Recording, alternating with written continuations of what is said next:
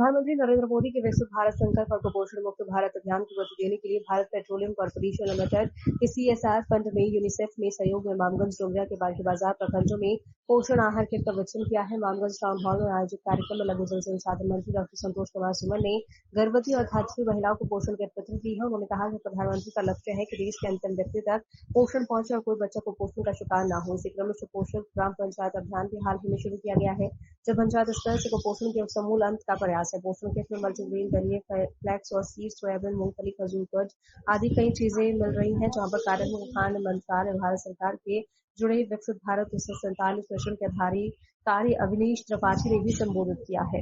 आज क्या कुछ कार्यक्रम है सर? कार्यक्रम का मुख्य उद्देश्य क्या है? ये रक्षाबंधन आने वाला है और हमारे माननीय डॉक्टर संतोष सुमन जी ने अपने अथक प्रयासों से इस क्षेत्र के लिए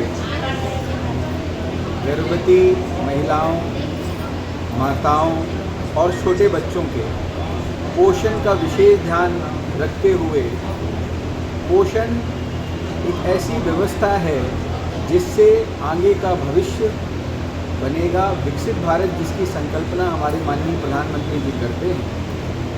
उस दिशा में एक BPCL संस्था है जो कि भारत की पेट्रोलियम की संस्था है, PSU है। उसके माध्यम से लगभग 60,000 ऐसे बहनों का, गर्भवती और माताओं का चुनाव किया गया है जिनके पोषण को निरंतर लगभग 9 माह तक उनके पोषण पर ध्यान दिया जाएगा। उनको पोषण किटें, लगभग 7,000 पोषण किटें वर्ष में 3 बार दी जाएंगी। पोषण किट देने का उद्देश्य ये है, कोई बहन या माता हमारी तंदुरुस्त दिख रही है, इसका मतलब ये नहीं है कि वो पोषित नहीं है। इनके अंदर जो minerals, fats, vitamins, iron, calcium, इनकी आपूर्ति अगर सुव्यवस्थित रूप से होगी तो बच्चे हमारे जो आने वाले भविष्य हैं वो इस देश का नाम रोशन करेंगे। उस दिशा में हमारे माननीय डॉक्टर संतोष सुमन जी का ये एक सराहनीय कदम है। उन्होंने अथक प्रयास किया है इस क्षेत्र के लिए और ये कार्यक्रम आज शुभारंभ हो रहा है उन्हीं के कर कमलों से। और इस कार्यक्रम से इस क्षेत्र के लगभग 7,200 लोगों को लाभ मिलेगा और वर्ष में 3 बार लाभ मिलेगा। और उसके ट्रैकर यानी कि पोषण का ट्रैक किया जाएगा कि इन 7,000 लोगों ने 3 माह उस खाद्य सामग्री को लिया, उससे उनके पोषण में क्या आमूल चूल बदलाव आए, उनके जो शरीर हैं उसमें आयरन, विटामिन, कैल्शियम, मिनरल उनकी आपूर्ति व्यवस्थित हुई या नहीं हुई। इसके पश्चात इस कार्यक्रम का समापन करेंगे 1 वर्ष के बाद। कैसे मन में ख्याल आया कि इस तरह कार्यक्रम किया जाए आपके द्वारा? हमारे मन में नहीं ख्याल आया, ये आपके जो मंत्री जी हैं डॉक्टर संतोष सुमन जी, ये उनका सराहनीय प्रयास है। बिहार में कई क्षेत्रों में ये काम हुआ है और गया में पहली बार ये उनके प्रयास से संभव हुआ है। ये उनका जो विज़न है और उनके विज़न में मैं बस सहयोगी बना हूँ। और BPCL संस्था भारत सरकार की है, जो माननीय प्रधानमंत्री जी का पोषण कार्यक्रम अभियान है, जो उनका जन आंदोलन है विकसित भारत बनाने का 2047 में, जिसमें यहाँ के माननीय सांसद जी और मंत्री जी भी, श्री जीतन राम मांझी जी भी उनके सहयोगी हैं। तो बच्चों का जब अच्छा विकास होगा और उनको अच्छा कौशल मिलेगा, तभी हमारे ज्ञान नगरी जैसे गया कि बच्चे विश्व में या विश्व पटल पे विश्व गुरु भारत का बने, ऐसी संकल्पना के लिए ये पोषण का जन अभियान हमारे डॉक्टर संतोष सुमन जी का सराहनीय कदम है। नक्सल क्षेत्र में अच्छा प्रयास है, सुदूरवर्ती क्षेत्र नक्सल क्षेत्र रहा है मामगंज क्षेत्र। ऐसे में क्या कुछ जो जंगली इलाका है वहाँ पर कैसे आपकी किट पहुँच पाएगी, इसके लिए क्या कुछ व्यवस्थाएँ की गई है?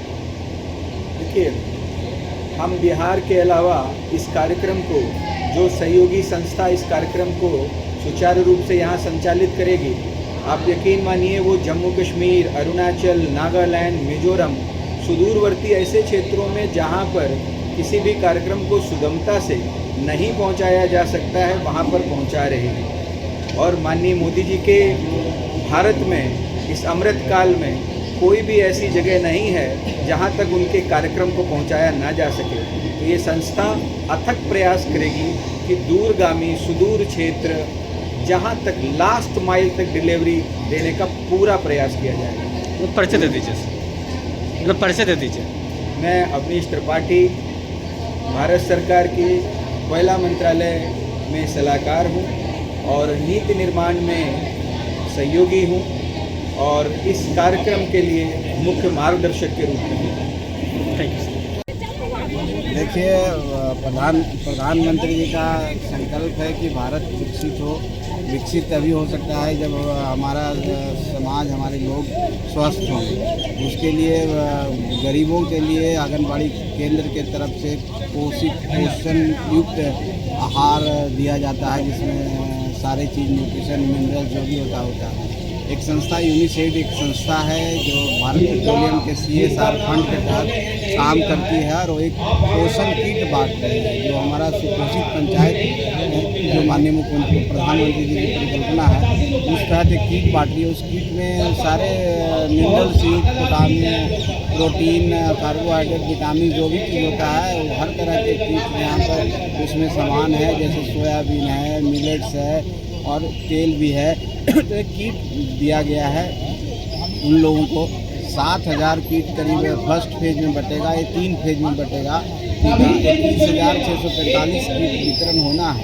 इसके बाद इस संस्था से मैंने आग्रह किया है कि और CSR फंड मामगंज में लाइए।